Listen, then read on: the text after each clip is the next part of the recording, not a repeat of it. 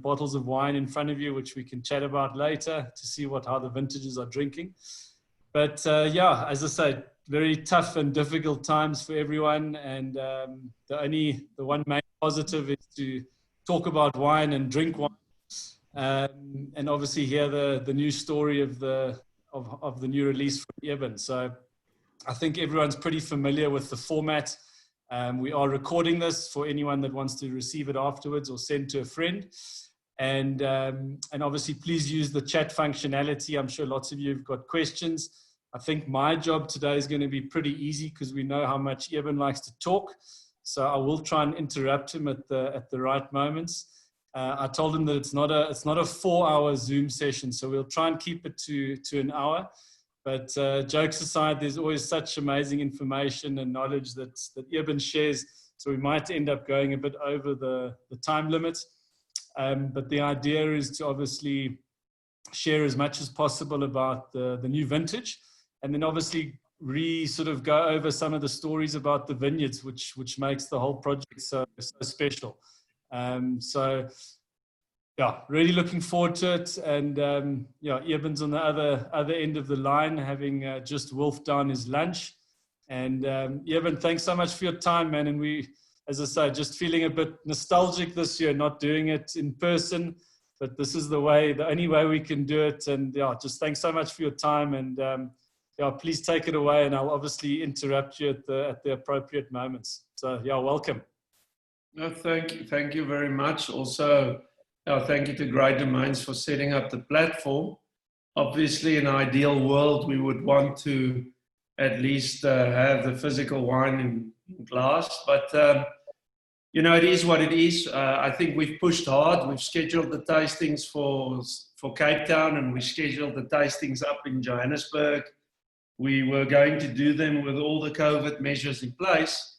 But I mean, when the second slam came, it wasn't the time to do it anymore. And so that's where we find ourselves here today. But thank you very much for your time. And I'll try and keep it swift. Talk a little bit about what's going on. The one privilege is that we can, sometimes when you do these walk-around tastings or whatever, also a lot of things get lost in translation. So I think for this year to capture on top of that, or to capitalize on that, I think it's maybe not the worst of environments to actually show you a couple of slides and a little bit more intel, more than what one could do in the standard of the tastings that we have been hosting and that Great Domains have been hosting with our wines annually. So yes, so the picture that you've got in front of you is, you know, to make a great wine is it's the work of very many people, and it's the work of an enormous team. And I've got, at this moment, you know, I'm surrounded by just amazing people. This picture is actually a picture of all the growers, all the farms, apart from our own farm that we're involved with. These are all people that have entrusted me with their vineyards. We've taken over 95% of all the farming, even on other properties ourselves, because we've just set a higher viticultural standard. So this picture was taken at our annual grower day. Every year we do grower day, where we invite all of our growers and we share with them on that day all the technology that's new and all the things that we want to aspire to, and all the paradigm shifts that we're going to be going for in that year. So that's where that picture came from. So it's about a team of people. Quick one, that growers, sometimes people ask us, all of those growers, those are all still on handshakes, right? You haven't got any contracts, you're still just looking people shaking their hand, and you're happy with that sort of security. Yeah, I think, you know, I don't want to be involved in the production of a wine where the main virtue of this transaction going forward is because there's a letter somewhere in a drawer, and that letter, if that doesn't happen, this thing's going to go to court. And that, I think, you know, there's got to be much more in that relationship. And I think if you're going to cultivate that land with like that underlying angst, or just like mistrust. I actually think all of that stuff's going to end up in the wine anyway. So just let it go then at that point, and cut yourself off and put all that positive energy in some of the other vineyards or whatever. But so that's why I haven't gone the other way. But you know, we are currently the biggest payers for grapes or for soil per square meter in the country. So it's not like we're trying to maintain these relationships without paying our way, you know. So we're the best payers. So I mean, the only other reason for somebody to live in discontent is if we insulted them or their family or something. But I mean, that we're not going to do either. So no, there's no reason for somebody not to do business with us. I can think of. So this is our office team. We currently, the first picture was all the growers. These are the people in management currently. And, you know, Paul on the far left, he's doing all of the winemaking today. Brian's doing a lot of our logistics. Nico does all of our export planning, all of that. Delana does all, that's on my right hand side. She does all the foreign negotiations. Beverly, she's our accountant, and she's vigorously trying to keep our company afloat because I'm not inspired by business that much. So she's got to do like magical stuff. And Christine, she's actually just left. She's gone over to Oribanos, but we've got a new lady, Annalette, in her place. So this is the people that's running our office. And then I've got a vineyard manager that also joined a month ago. Actually, I haven't even put a picture of him up because I haven't taken a picture of him. But Mornay is our new viticultural manager. He works with me. He's a man that gets things done. And under him, he's got 15 people as well. So all in all, we're about 23 permanent people employed on a winery that only makes 65,000 bottles. And that's a big number of people on 65,000 bottles. So, but it comes down to attention to detail. It comes down to education, and it comes down to growing a culture of grape growing and a culture of vinification. So that's about, yeah, the human resource, which I think is the most important. Anybody can afford or foresee Italian tiles on the floor of the winery, or dimmers on the lights, or like fountains outside the winery. But evidently those things don't make up what great wine is about. Great wine is about a team, a competent team of people sitting about with the same objective and nobody deviating from that objective. So that's from the HR perspective. And then the vineyards, I mean, we always get together for this tasting once a year, which would have happened this week. And then I talk about the wines, but this is actually a picture of the Soldaat vineyard. At the back of this vineyard, you can see that those are sandstone outcrops. This doesn't look high, but we're actually 800 meters above sea level here on the Piekenierskloof Plateau. And this vineyard's planted in decomposed Table Mountain sandstone. And after doing a lot of research, we've actually determined that to produce great Grenache, and if you look at the great Grenache vineyards in the world, be it Chateau Rayas in Châteauneuf-du-Pape, the L'Ermita in Priorat, or the Les Spectacles in Priorat, or Les Magnes, those are the three major Grenache vineyards in Priorat. Or if you look around Madrid, where the other great Grenaches now stem from, around Madrid, there's great Grenaches in the Gredos. We went and looked at vineyards like Rambal Norte, Las Umbrias, and we built solar radiation models for those vineyards. And then we applied the same solar radiation models for South Africa. And this was the best place in South Africa to farm with Grenache. We found this vineyard. It's not too old. It's about 40, I think 45 years old. There's no phylloxera in this area. And we produced the first wine of this vineyard in 2011. And this year's release of Soldaat, you will all, if you've had the privilege or if you've been to some of our tastings before, you will recall that the wine's always very light red, bright, almost transparent, very linear, very perfumed, and a lot of like almost sour cherry, that kind of aromatics. This year, 2019, slightly drier year. We had lots of hydric stress up in the northern territories. We're now actually north of Swartland.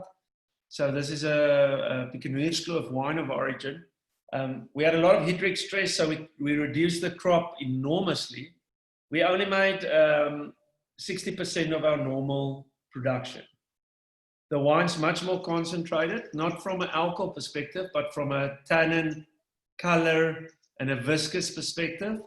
And this year's wine is darker in color, and it's got more pomegranate and like bigger red fruit to it. So that's this year's Grenache, the Soldat.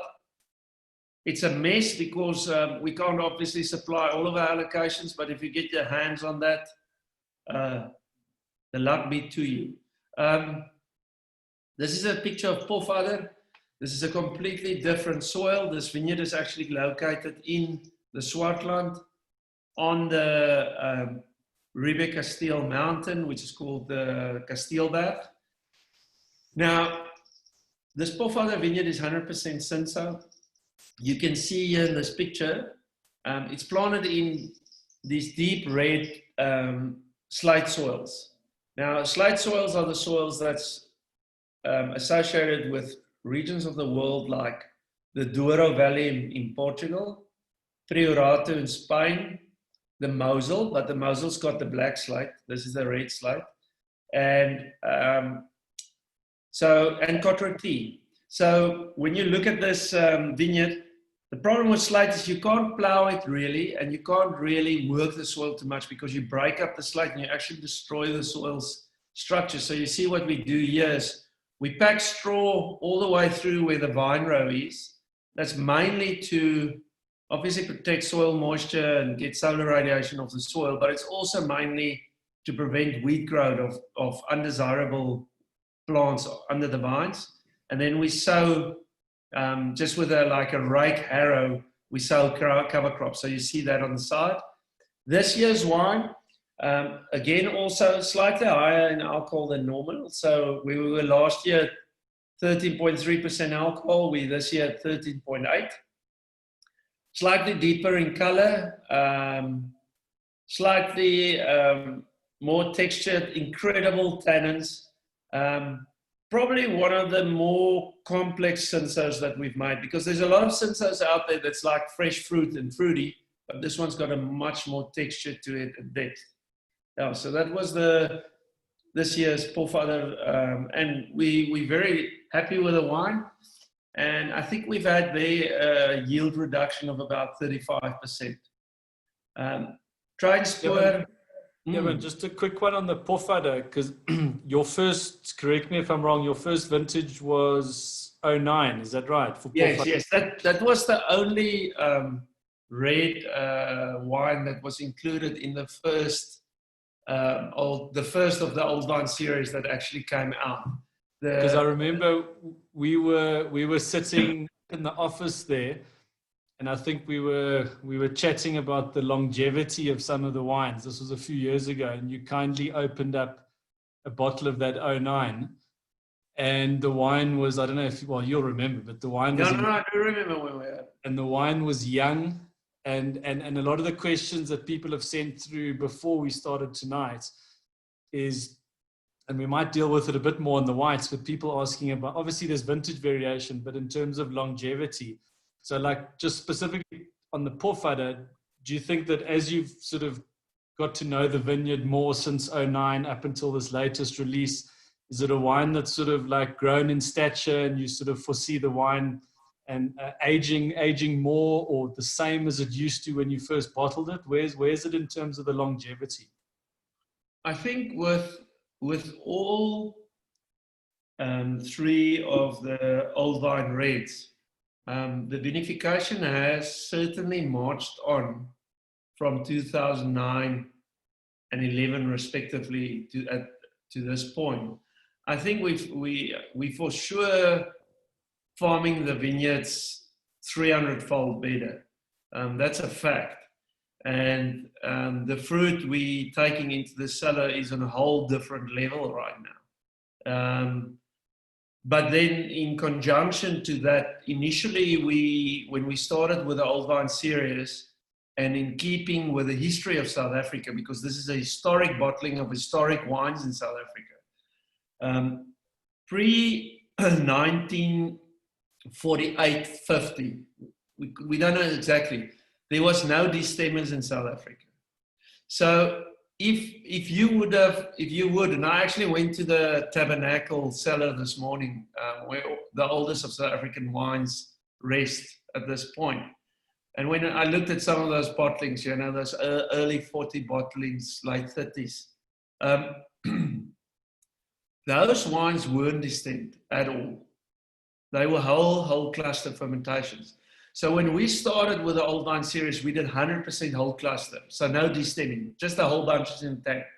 And then in 2016, we decided to destem 20%, because with the whole clusters, we had such a long period before the tanks actually started fermenting that we had some buildup of other microbiology in the tanks, like microbiological. You have Pediococcus lactobacillus and obviously the dreaded Brettanomyces. So, you know, we just started seeing over 13, 14, and 15, you know, we could see that was becoming an aspect in our wines. And we want sound, perfect wines, not boring wines, but not wines that's got any of those aspects in, because that's not vinification, that's just being slapgat. So that's why we started distemming 20% into the tank, so that we had at least some juice in the tanks to get the initiation of the fermentations. And I actually think the reason we did it was for microbiological reason. But actually what we got in return is a much greater balance in the wines. And I do think that the wines that we're bottling now will even expose much greater qualities in terms of their longevity. Because what we're tasting now and what we analyze the wines when they get to like 5 years and so, the wines just seem more stable, much more stable, at least organoleptically tasting them and also in the analysis. No, awesome. No, thanks, man. So the Transport, I was inspired. I drank 1972, 1973, 1974. Tinta Barocca made by Swartland Winery. And the wine blew me away. That happened sort of at the end of 2009. And I just said, this is the best old young wine I've had out of South Africa. And I went and I actually got another bottling of the same vineyard that was done in 1969, made by Swartland Co, but bottled at the KWV. Swartland Co didn't have their own bottling line at that stage. And the wines were mind-boggling. And through a long inquisition and everything, it's actually this very same vineyard. So we carried on and we started working with this grape. And subsequently today, I believe this is one of the greatest grapes and it's the best adapted, at least to my mind, and I'm probably going to get a hiding for this, but to my mind, it's almost more exciting and more Swartland conducive in terms of a grape that responds to terroir than a grape like Syrah. But you know, when you make a Shiraz, it's an easy sell because everybody can say Shiraz and everybody knows where to put it on a wine list. Tinta Barocca is just short of a swear word. So, but you know, what do? It makes great wine. And of all the old wines that we make, this is probably the best wine we make. And it's definitely the one that's going to outlive all of the other ones. That I know for a fact. So, but yeah, but it's funny, this wine, and I don't know if you agree. So this wine for me has been the wine that has, and I don't want to, saying improved sounds like it was not good. It's always been good. But it seems like it's the wine that every year just goes up a level, almost higher than the other ones. And that's for me, like, let's say from a personal taste point of view, it's just like, it's getting to next level. No, but Tinta Barocca is a very difficult grape to farm. And it's a very difficult grape to vinify. But do you know, when you look at the great wines of the world, if you take Burgundy as example, Pinot Noir, with its temperamental nature in the vineyard and in the cellar. If you look at great Brunello di Montalcino. You know, Sangiovese is not, I mean, even 80% of what's made in Tuscany out of Sangiovese isn't very good. So, but then when these type of grape varieties do hit the right spot, they just blow your mind away. You know, and it's easier, and I mean, it's easier to make a very good Grenache than it is to make a very good Tinta Barocca. Yeah. And I think that's why less people has been like latching onto it, because it actually requires some understanding and intellect. You can't just throw it in a tank and put on some ripped jeans and a cool t-shirt and think it's going to be a sale.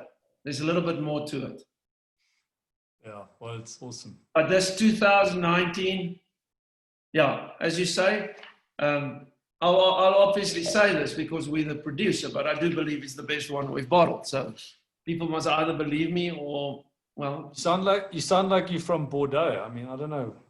No, but Tinta, I'm very passionate about this grape, and the 2019 one is just the best one we've bottled. And I think the other best, really great one we bottled was in 2017. So, but we got a lot better at vinifying this grape. It wasn't easy. It took a longer time to get this grape to standard of the Domain's wines than, say, some of the others. Awesome. So, yeah. Columella, the vineyard that you actually see there, it's a vineyard planted. That's high density planting actually. It's actually Shiraz, having just basically canned Shiraz, but that's Shiraz planted on the southern slopes of the Paardeberg, southeastern slopes, and high density vineyard. Just to include something, this is a vineyard I planted in 2000, so this vineyard's now 20 years old, making incredible wine.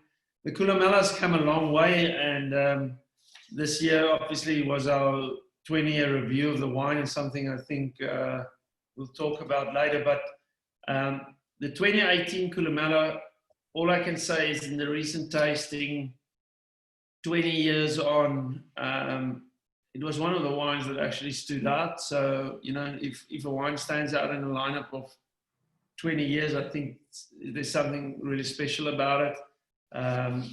For me, you know, when I tasted the wine, the 2018, 4 months after we bottled it for the first time, the wine for me felt like an aeroplane that was just an aeroplane with perfect aerodynamics, being trimmed out on its flaps, its radar, its ailerons. Everything is just in fine tuning, and the wine's just effortlessly gliding through the sky. And that's kind of the feeling I had about the 2018 Columella.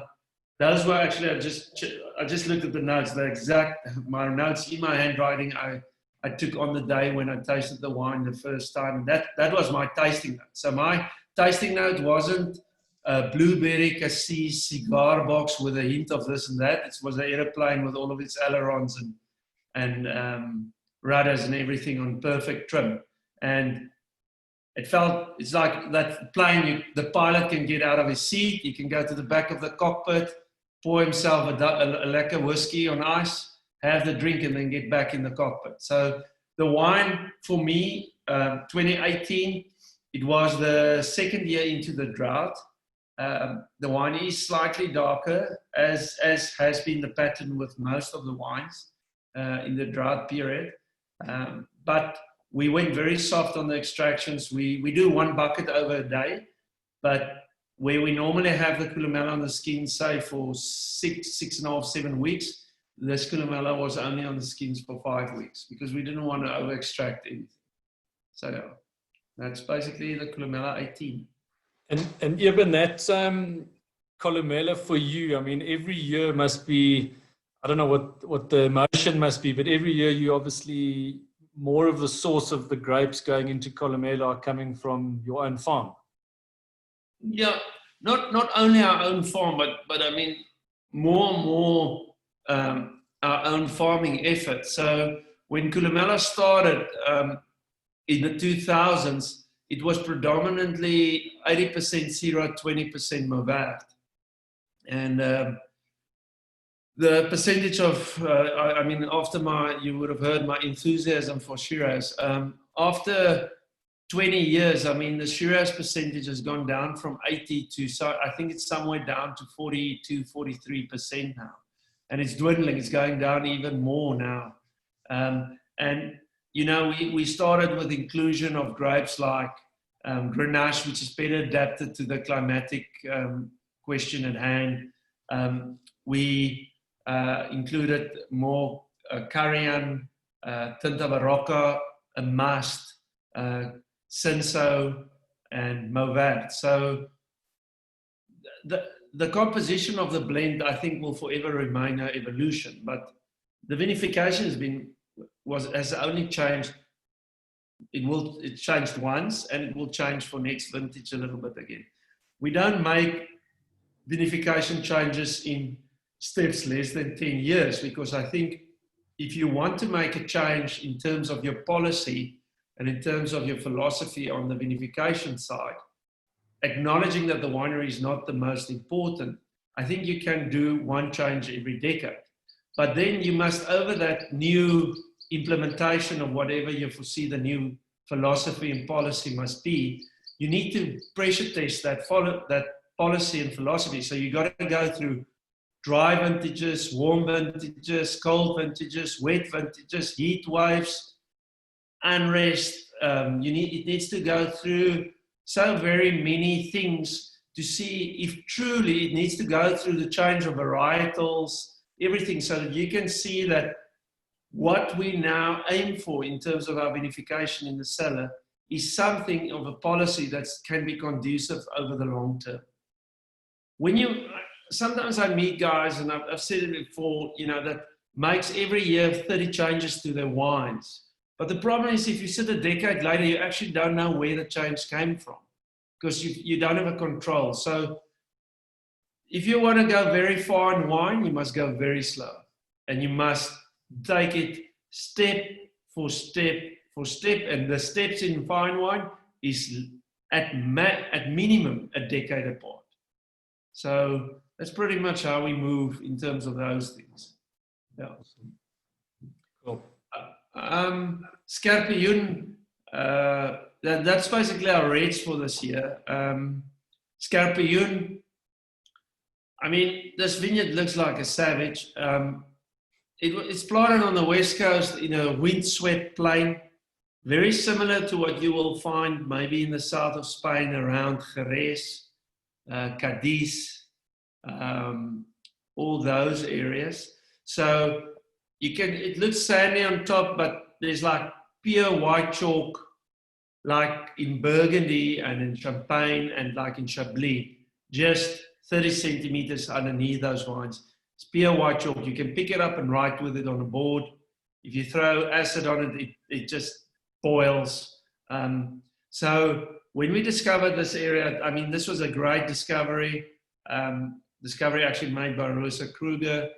This is a vineyard, is a blend of 50% Chenin, 50% Palomino. And it's planted within very close proximity to the ocean, 2 kilometers from the ocean. So you have these southwesterlies that come through the whole summer. It's much cooler than at our farm where I live. I've got a weather station up here, and I've got a weather station on our farm, and I've got a weather station up in Clanwilliam. So every day we can compare them, and we compare them obviously over a year. And they capture the data every 15 minutes, all the data gets captured. Every minute, but every 15 minutes it's put in a capsule and it gets shot off into the cloud of where all our weather is. So this place on average is about 8, sometime in midsummer it's about 10 degrees cooler than where I am. But it's got a lot of wind, and when you see the mist, the abuse, the vines almost look like they've been abused. And that abuse has been from the wind, like hectic wind. But it's our wine with the greatest quantity of mineral, salty, saline qualities, and it's also a wine with the highest natural acid. So we also have there's great oysters in Nice, now that area, but we've got very good oysters in Saldanha actually. They just, I don't know if you know, but oysters you should only eat in winter. But because the tourists and the swallows are all here in January and February, they eat it in summer. But, you know, if you know how oysters work, you should only eat it in winter, really. And like right now, the oysters is incredible. And this is a perfect wine to pair with oysters. So that's what's in season now. But I'm very stoked with the 2019 of the Scorpioen. This picture is also in the vineyard. This guy's name is actually Booza. He lives there. He's actually working in the workshop, but in the harvest, we use all hands on deck. He's actually working with old Oom Brandt. He's a mechanic. But Booza comes and helps us in the harvest. This is another picture of the vineyard. You can see the vines almost look like octopuses in the ocean, you know, like all their tendrils and stuff. But it's a wild place with a wild wine. And this is maybe this photo is very relevant. If you look just left to the shed in front of you, that's the ocean. That's the cold Atlantic Ocean right there. We're about 1.6 kilometers from the ocean here. And this is all new plantations I've done. I've done these plantations with to in time become an address of global warming and all of that. So what this is about is, so we thought, okay, a lot of chalk, lime, all of those. We've got a little bit of irrigation in the vineyard right now, but this is only for establishment. We don't irrigate producing vineyards, but we planted these vineyards in the drought. So these are planted to Acertico, Grillo, Catarato, Fiano, Agrigetico, Bastardo, a little bit of Chenin, Grenache, a bit of Carignan. I think there's also a little bit of Palomino in here. So this is a lot of those varieties being a lot from Sicily and Greece and things like that. Maybe better adapted to what's coming our way in future, and hopefully in 15 years from now we can include these grapes into Palladius or whatever to try and help our wines to retain their freshness, their purity and the acidity. So that's the aim of that plantation. This is another plantation. This is actually on our farm in the Paardeberg. Yeah, but just quickly back to that other pick. When you're planting all those varieties, are you co-planting or are you planting one row?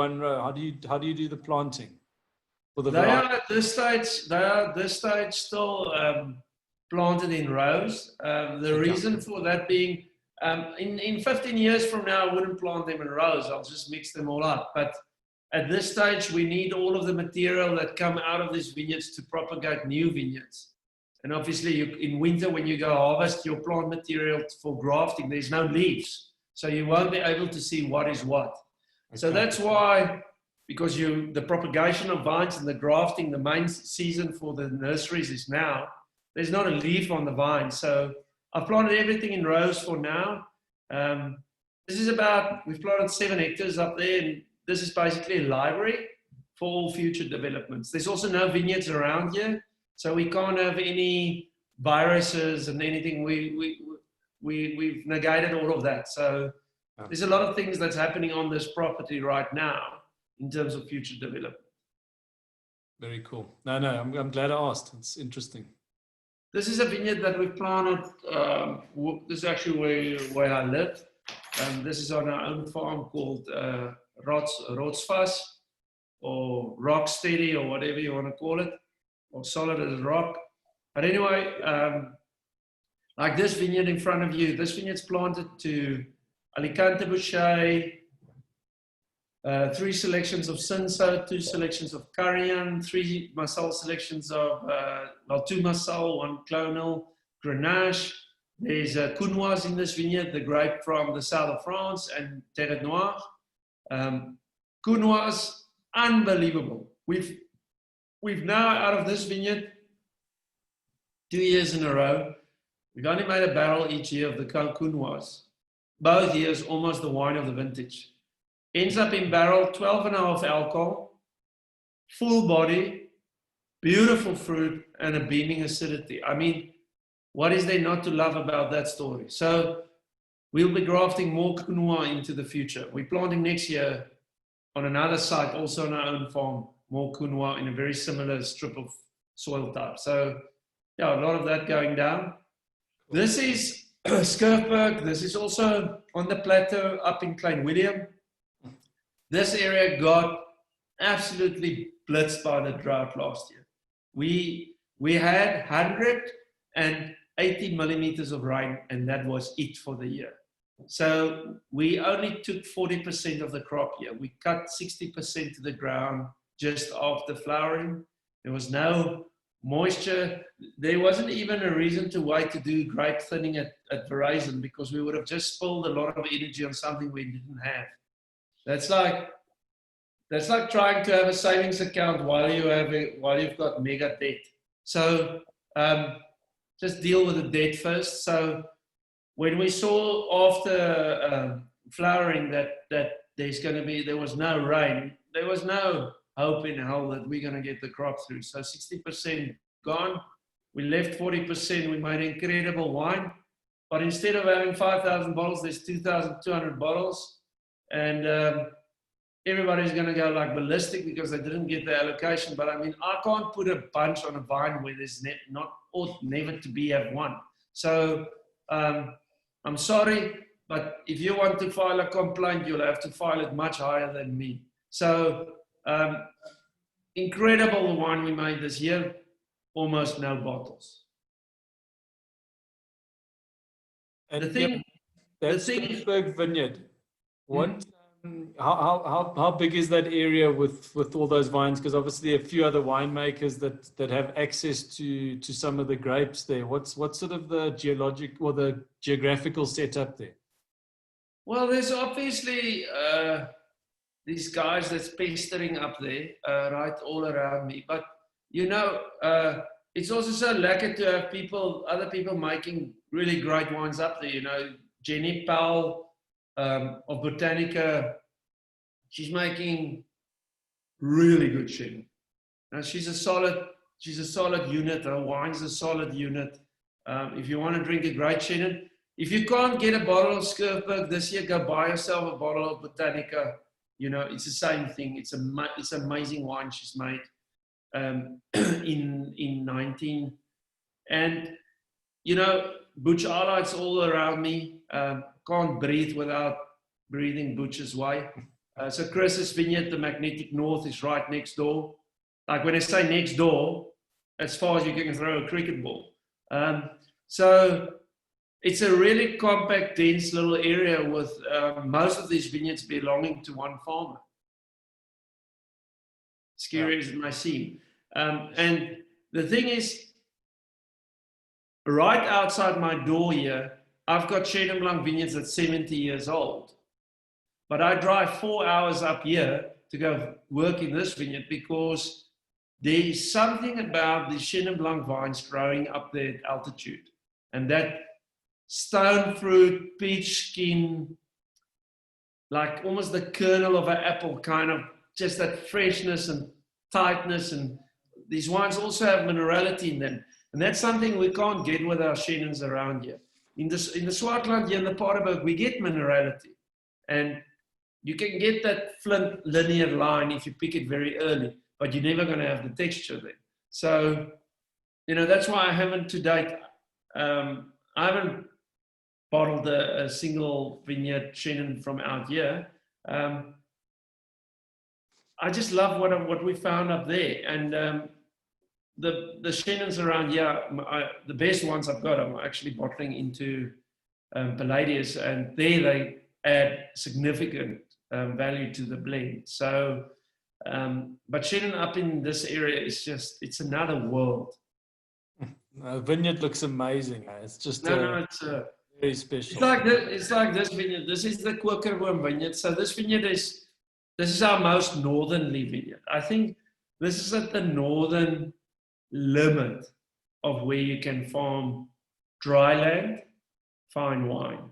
And it's not, we've struggled. This picture was just before the drought. The growth on the vines isn't that good anymore.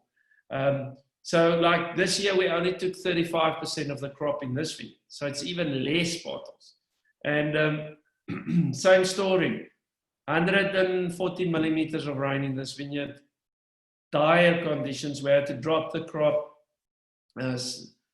sucker the shoots down, try and get less shoots, try to build better, stronger shoots for future material to prune on, and also have less fruit so that, you know, we can actually get something through. I was willing to drop all of the crop here, but we still picked 35% of a usual crop. It's a vineyard that's planted to Semi-Blanc and Semi-Gris. And Semi-Gris is now extinct in France, but we've still got some here in South Africa. Very little, but we've got. And this is also Stone Mountain Sandstone. But this wine is like a big wine temperament. This is even if you bottle the Kokerboom at 13.8% alcohol, it's always going to be a really full, voluminous wine with a lot of depth and texture to it. It's always going to have like that chamomile, lanolin, waxy, limey kind of aspects to it. And this 2019, I rated 2019 in the same book as 2015 up there. So yeah, if you again, if some of the people listening, if they don't get the full allocation or whatever you've got, say if you've got 3 bottles last year, you must understand 3 bottles last year actually means 1. That's what it is. Footpath, we didn't make footpath this year. This vineyard was the worst hit by the drought. We opted to cut off all the fruit. It was the right decision. So there's no footpath 2019. It's painful, hurts me, hurts the vineyard, hurt the people that work in the vineyard. But you know, if it wasn't that, I think we would have lost the vines, and then it's indefinite. The good news is our effort of not picking anything here paid off. We had good material to prune on, and now in 2020, obviously the wines that's still in tank, we actually produced 2,400 bottles out of this vineyard again, so which is a standard yield. So it was the right option. This is the oldest vineyard in South Africa for dry white wine. It was planted in 1887, and the small piece was planted in 1900. It's a field blend. It's completely mixed. It's Semi-Blanc, Semi-Gris, Palomino, and Chenin. And there's about 3% Muscat in the vineyard. But I usually wait till the birds have eaten all the Muscat, and then I pick the vineyard. So yeah, it's an amazing vineyard. Tragically, there's no wine this year. This vineyard, arguably, for me, one of the greatest finds. And Mrs. Kirsten is the oldest Chenin vineyard in South Africa. I mean, for me to drive to Stellenbosch, it needs to be something really special. And when you come to the Swartland, you need a visa to go to Stellenbosch. So you know how laborious it is to get visa applications passed all the time. So this is my visa project, going to Stellenbosch.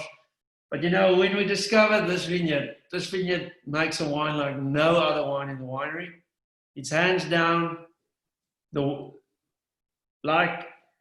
for me, this wine's like a great statesman or stateswoman. It doesn't shout, it doesn't get excited, it's just great. And it's for me, if South Africa has a Grand Cru white vineyard, this is definitely one of them. And the wine's been refined very much over the last number of years. It's the first vineyard I ever took on as a single vineyard. Took it on in 2006. So we've made already 14 vintages of the Mrs. Kirsten. We've invested a lot of money and energy and resource in it the past 2-3 years, like much more than before. The vineyard is complete. It's in immaculate condition now. and the wines are just getting better. And we produce around 3,300 bottles at this stage, which is a good number of bottles from a hectare of Chenin at this age. Palladius, obviously the partner to Columella. Palladius is a blend of 11 varieties, and as is the case with Columella, and Palladius have a completely different role to play in this movie. I think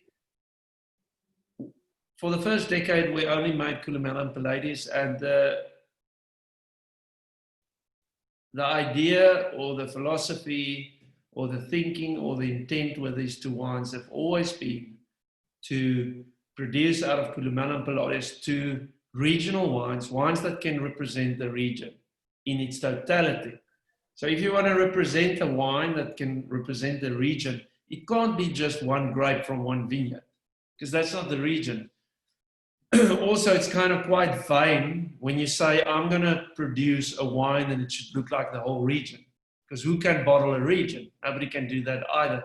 But it's kind of an aspiration of the Columella and Palladius. So currently the region's got 11 official grape varieties. Palladius has got all 11 in them. It's Chenin Blanc, Grenache Blanc, Marsanne, Roussanne, Viognier, Claret, Palomino, Semillon Blanc, Semillon Gris, Verdelho, and Colombard. And across very many soils. You can actually see here we're out on the west coast again. That little mountain that you see there is called Little Table Mountain. In the back, you see the Piketberg Mountains. On the just right of the Table Mountain, Little Table Mountain, you've got Piketberg. The Pinnacles, that's actually where Footpath is at the Pinnacles. And then to the right is the Aurora stretch of the Piketberg. And in the forefront here, you see a very old Palomino vineyard. That's actually a component going into the Palladius. And yes, it's a blend. I think the wine's got much better. We definitely farming it better again. The vinification, I think, is better. The wine's leaner, it's fresher, it's crispy, it's more together, and it's more linear. So, and this one's not any different. I think this one actually is, if you have a lot of knives in the drawer, this might be the sharpest one. At least for this year and for this year's release. But the Palladius, you must put it down for at least 7-8 years. To drink young Palladius, I don't know. You might have bought the bottle, but I don't know if you're going to get what you paid for. Yeah, I'm just looking at the chat group, Eben. There's a few people that are breaking that rule, but I don't think you'll hold it against them. Come on. Now it's locked down, and we can't all get to where we need to be. So drastic times calls for drastic measures, drastic things, drastic dealings. But yeah, I'm gonna always maintain you must keep your wines for as long, at least 10 years. Drink wines under 10 years, you're geeking around. You're geeking around. No. This is actually a new vineyard that we planted for Palladius. You see the squares around the vines. They're actually from Israel. There's Israel is the leading country in the world with farming in deserts and really difficult conditions. It was engineered by the Israelis. It keeps weeds or undesirable plants away from your vines. It locks in moisture, it stabilizes the solar radiation and the temperature fluctuations around your plant's root zone. So we use them in the first 3 years around the vines. You can see then between the vines we pack a lot of straw.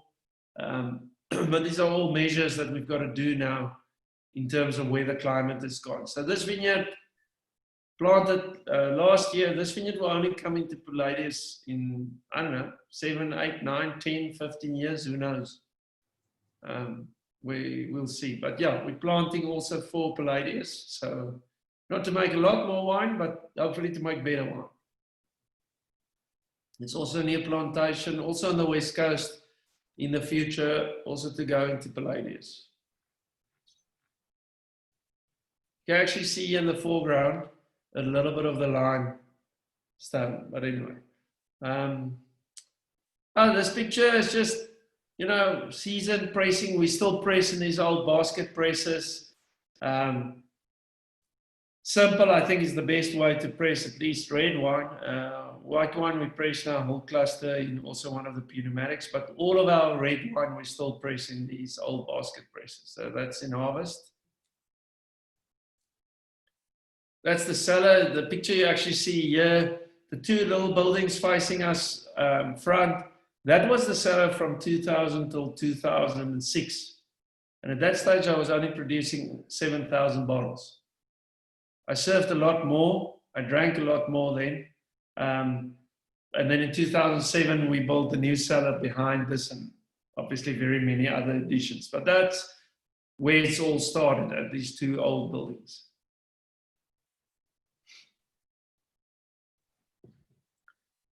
Yeah, can't make wine without friends. Swartland, there's a lot of very nice people, crazy people, weird people. Paul at the tractor, Cully Lowe making the Porcelainberg. Julian is a guy making wine from New Zealand. I think the beauty of what's going in the Swartland at the moment is there's a lot of information being shared. There's a very good narrative going down in the Swartland. It's not like we're not playing in a soapy that's called Spy versus Spy. The Swartland's very sharing. We've got a producers organization called the Swartland Independent Producers Organization. We share things. Next week we have a soil tour where we go around the Swartland, dig up holes everywhere, look at each other's soils, try and understand each other's wines. We have very many forums. The Swartland is really, it's a melting pot for, we all just want to make good wine, and there's no real space for politics or like cleverness.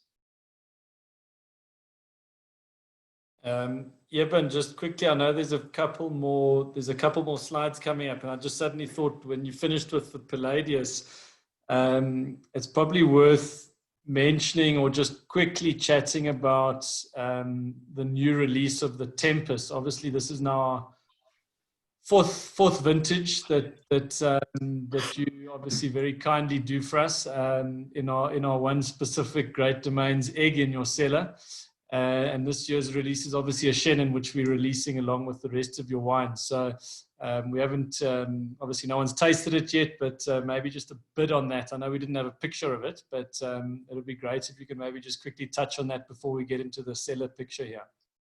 Yeah, so, the Tempest project, every year, I don't care where your winery is in the world, every year in the world, you can have something that's like new, or not everything that's, let's start off by saying not everything that's new is good. But sometimes things come over your path in a year of viticulture and you say like, wow, this is like incredible. Or you go out and you see a vineyard and you're like, yes, I wish I could have worked with this. But you can't, every time that you feel like that, you can't start a new wine, because then you're gonna end up like some producers that's got like 100 wines.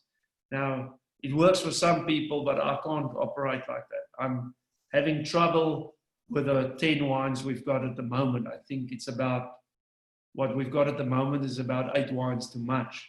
But, and then you want to make this wine or whatever. So the Tempest project with Great Domains is for me fantastic, because it allows us every year to make something that's special, focus on it, and just get the blood pumping again.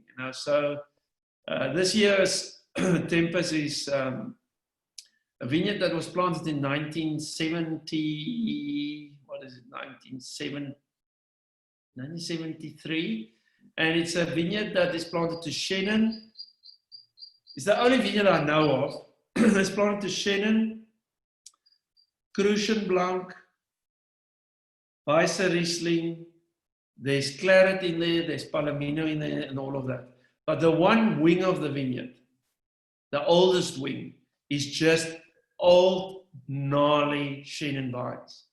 And I was like dabbling to make a wine out of all of the vines, but then closer to picking the Crucians and the Weissers, they didn't look so good. So we just chose literally the best I think came down to 240 vines or 300 vines. And out of that, no, it wasn't 300, 650 vines, sorry. We chose the best 650 vines. And out of that, we basically pressed out, I think, 890 kilos, which made then up to 580 liters or whatever that became this year's Tempest. And I think we bottled just over 600 bottles, if I'm not mistaken. So it's 100% Shannon. It's growing on a soil that's actually more similar to the soil that's in. It's lower down in the valley, so it doesn't get like in these drought conditions. We've seen the vineyards on the high upslopes have actually not been performing. So this was lower down on the slope, beautiful, yeah, we fermented it in a clay amphora, bottled it, and it's an exceptional wine. It's of the Tempest whites. It's definitely the best white we've bottled. Unfortunately, that grower, he now wants to sell all of the vineyard with all of those other grapes, and those other grapes are just not up to it. So it's a once-off, and that's how the Tempest works. Well, exactly. Yeah, we look forward to it, man. That's awesome. And this, yeah, the cellar looks very untidy, and it's just a total mess. The cellar. The cellar. This is the main cellar. Well, we try and keep it tidy, but as you can see, this is actually Tinta Barocca in the picture in front of you. Has to be. So we sort, this is the sorted bunches, and these will go in our whole cluster. We ferment in the concrete tanks. And why concrete? It's just consistent fermentation temperatures, easy to keep clean and tidy. And just love the fermentation curves that come out of these vessels. We don't actually put cooling on any of them. We just fill them with grapes. Our fermentations usually peak around 25 degrees naturally, so that's kind of perfect. And on the right-hand side is all the tanks for all these old vine parcels. You don't want to over oak or over anything, these old vineyards. I mean, nobody's slapping around an old man of 80 years, at least anybody with respect. So, you're not going to take a vineyard that's 80 years old and then go and clutter it with something like oak or whatever. So these foudres are 10 years old, the ones in the back 15 years old, and these conical wooden casks in the middle with the stainless steel lids, they're 35 years old. So yeah, we try and put the wines in vessels that wouldn't mark them in any way or form, but allow for proper aging through 1 or 2 years, whatever may be required. So that's the girls pre-working. We sort all the bunches, so that's where we sit and literally sort every bunch prior to either filling it whole cluster, or if we destem, we might destem 30% into the tank, 20% at times. This is whole cluster Grenache. You can see it's still the whole clusters. Just dug them out of the fermentation tank. It's off to go and get pressed. These are the guys in the vineyard. It's actually working it's actually the Kulumela vineyard. We usually start spring. We still use some of the biodynamic. This is a dynamizing of the 500. We're not biodynamic. We use some of the biodynamic preparations. I don't know if we're biodynamic. I don't know if we're organic. We just try and farm well. I don't have time to do all this paperwork and certifications. I mean, I actually think the people that's using conventional herbicides and pesticides, they should certify, because you shouldn't control what's natural. You should control what's not natural. But yeah, this is just when the viticultural year starts. We work with compost. We work with organic spray program. We've been at it now for this was our 4th year. So yeah, we obviously want to go the way things obviously need to go. So yeah, these are the guys up in the vineyard. This is actually the Palladius fermentation cellar. You can see again, like the other cellar, no wood, No excessive oaking, extractions, no whatever. Neutral concrete eggs, neutral clay amphoras. With Palladius, we want to bottle the grapes and nothing else.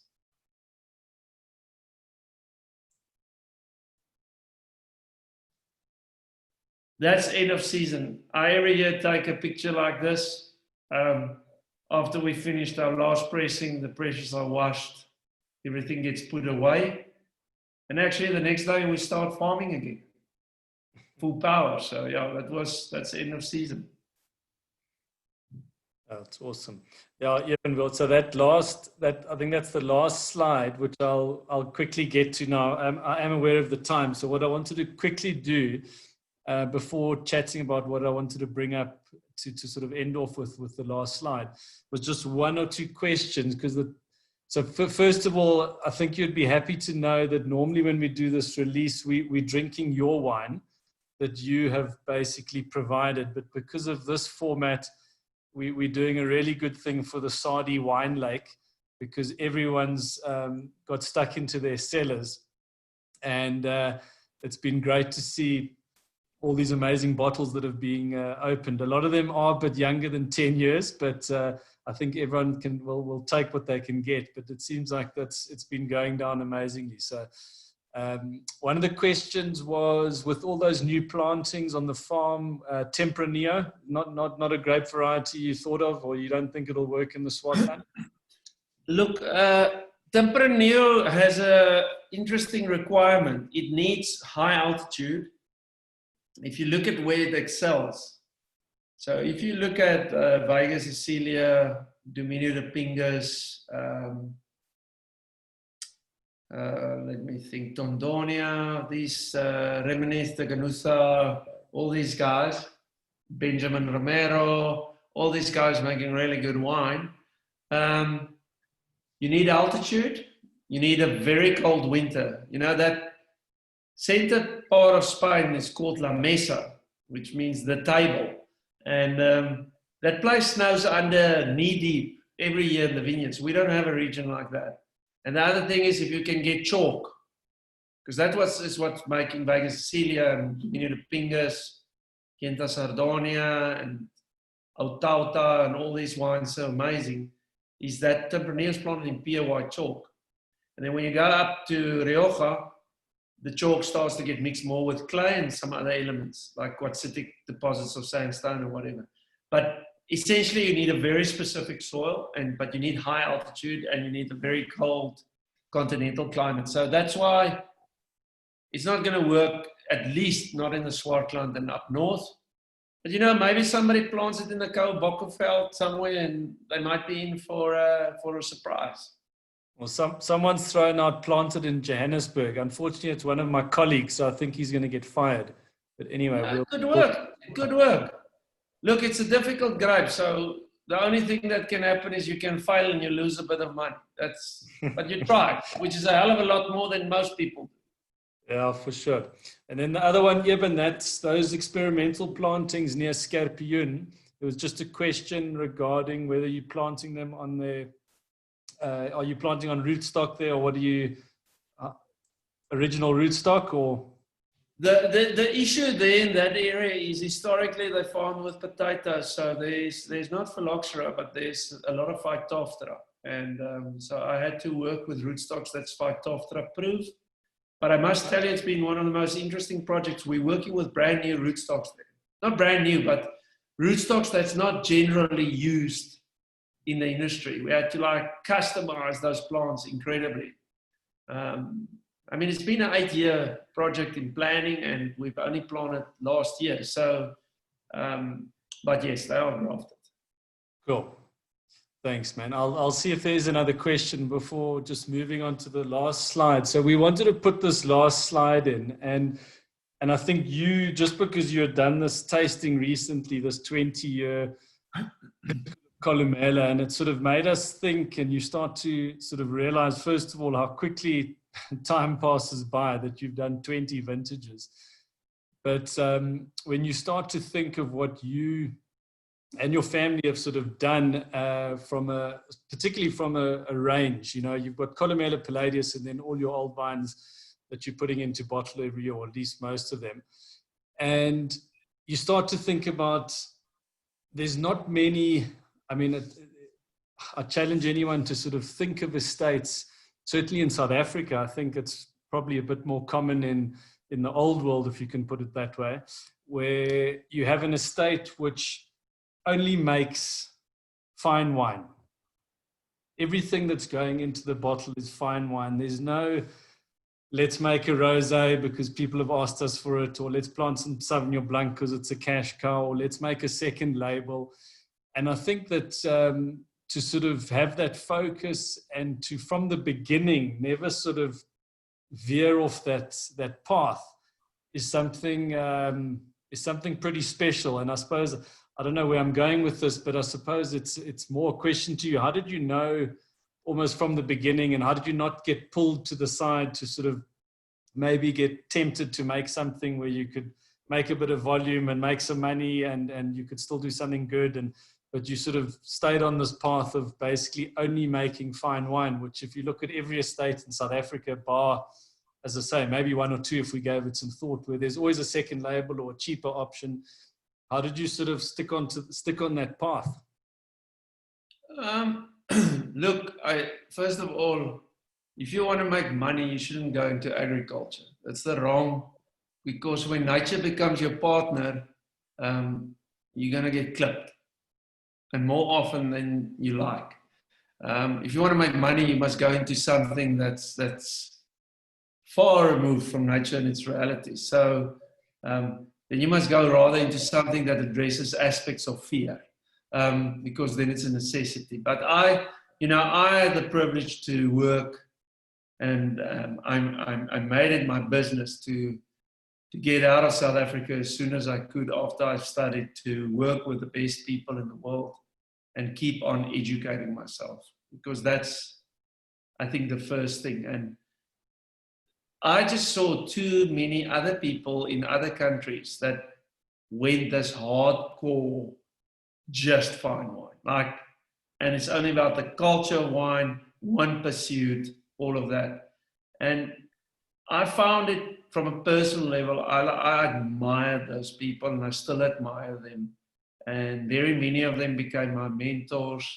And I came back and I really just wanted to do this. Initially my idea was just to make Columella. And then Palladius came along because of the reality of all the old great white vineyards in South Africa.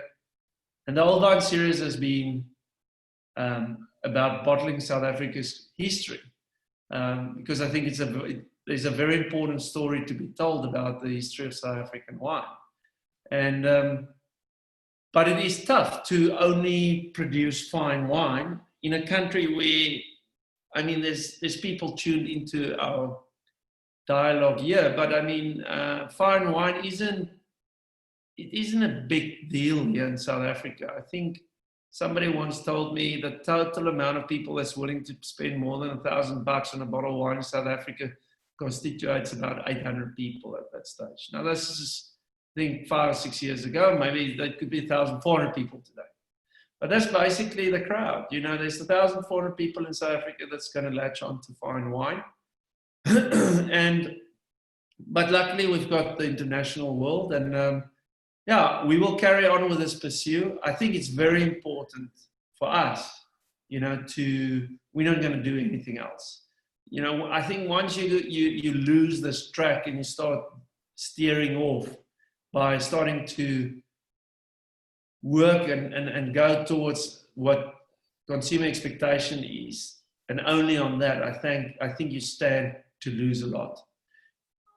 When you ask all the people in the world what the perfect car should look like, and they all put their votes in a hat, and you draw the average, guess what you get? A Toyota Corolla, okay? But nobody wants to drive a Toyota Corolla. So you got to kind of, when you look at a Ferrari, it's one man's vision, it was one man's drive. And that's kind of the same with this kind of thing, where you say, we're going to go for excellence, and you hopefully you can get a whole crowd of people to jump with you onto that dream. And I was just a very fortunate person to get 23 people that's followed me on this dream. And we will continue with this. This was our 20-year review that we just did.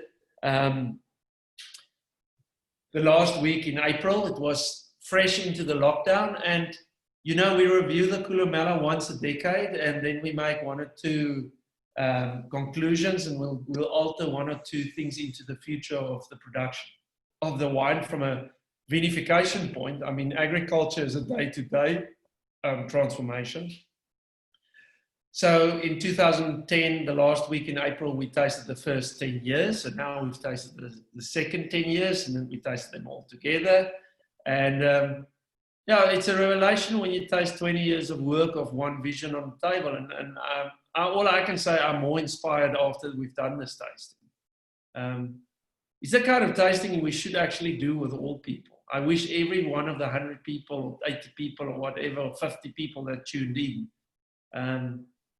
we could sit down with and share these 20 wines, because if they can see what's in 20 wines over this time, that is what our domain is about, and that extrapolates into all of our wines. Yeah, well, that was, I mean, when we did that Palladius vertical last year, we were actually talking about it the other day. And I think part of the immense enjoyment from that vertical was to hear each vintage and how everything changed and how honest you were about it, where all the wines showed well, but they were all very different. And it was almost like telling a story through each vintage. It wasn't about trying to make the perfect wine, or every wine was perfect. It was a special sort of progression to see where, and then you can sort of see Palladius really kicking into gear from a particular year. And I think that's part of the sort of fascination with the history of how these things develop. So 20 years of Columella is just an amazing achievement. Huh? No, geez, I'm the most surprised that I'm still alive. So yeah. Well, I was going to ask, you've got a staff complement of 23, but you have 2 sons, and I'm wondering if they're included in the 23 or if they are just free labor.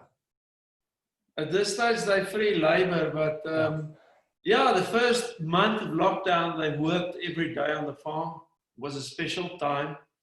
I don't think it's a time we'll get again. I was very grateful for that month. Obviously, at huge cost to our country and huge cost to our economy, but it was marvelous to have the boys home for a month and had them work on the farm every day. You know, I was building a new water filtration plant on the dam with Zander. We built this massive thing.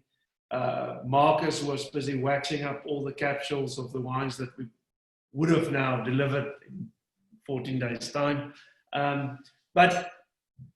And they were working, they were plowing with me, they were planting all the cover crops with me and the team, and it was great. So, you know, it obviously does change things when you know firmly both of them are studying oenology and grape growing. So, you know, it changes things when you know that there's another generation that's going to take these things forward, you know. But even if my sons didn't anticipate going forward, I would have still done exactly the same, because you do things because you can and because you want to. Ultimately, you can say do it for family, but you do a lot of things for yourself. And, you know, I want to be involved in activity where we can become the best that we can be. And, but I must say, there's a huge consolation when you know, there's like a 99.9% chance that, you know, your own family is going to go on with it. It does help. But the team is strong today, and you know, my sons will have to earn that position in this domain. And I've actually asked them not to come to the domain until they're 30. You know, they must now go and work on other farms and go roll other people's tractors and drop other people's crates of wine, and, you know, see how other people operate, but also to go get their own opinion, their own philosophy, their own ethos, and bring things back to our domain and cross-pollinate what we're doing even more. Not to become more universal, but also so that they can bring something to the domain. So yeah, I don't know. If they stay at the domain until they're 30, they're going to start drinking that other wine collection of yours. Yeah, they're already drinking the collection of wines. They don't need much motivation to drink wine, but they love wine. I mean, they grew up with wine. I started my kids on 15, you know, little bit responsible. Yeah, it's not, my daughter's, you know, she's turning 60 now, and she the other day for the first time said, Dad, I know we kind of a lot into this thing already, but is there maybe like space for me also in there, you know? So that's so cool. So, you know, where 2 years ago she just wanted to be Taylor Swift, and now she's like asking me, Dad, I know that all the boys are going in, but can I maybe come like around them and even head up things for you? So I'm stoked with that. So yeah, there's space for us. There's space for everybody.